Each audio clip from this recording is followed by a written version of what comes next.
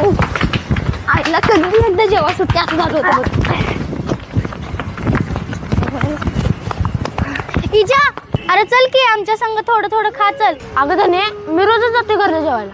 आलू का नाही मला लगोरी खेळू तेव्हा तर तू डाव मांडून ठेव. मी आज डब्यात तेल साखर चपाती आणल्या. आईला इजा तर का नाही रोज बोंबलत घरला जेवायला जाते. कुत्र्यागत पळत पळत जाते आणि पळत पळत येते. संगीत तू का गेली नाहीस गाज? अरे घर लय लांब आहे, उन्हाचं नकोच वाटतंय म्हणून डबाच घेऊन आल्या. आय जेवाया वाढ पडदिशी आईला वाढल्या सोय. मला माहित होतं 2:30 वाजले ते म्हणलं भुका भुका करते तुझं. खा पाणी. हात धुतले का? जाऊ दे तिकडे.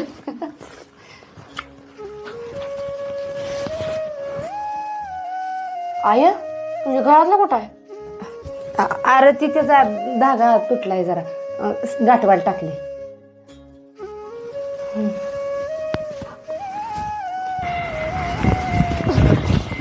हे धने चल डाव मांड खेळू आपण. ए शुभ्या. अरे लगा आता 5 मिनिटं तुझ्या बाण खेळलं होतं. इजा अरे कशाला जातोस थापलं तुगच उन्हाचं? डबा घेऊन येत जा की. अगं धने आमच्यात पातळ कालवण करतात बघ. ही सुका बिका काय नसतंय. एका वांग्याचं कालवण केलं की आम्ही सगळेजण खातोय बघ.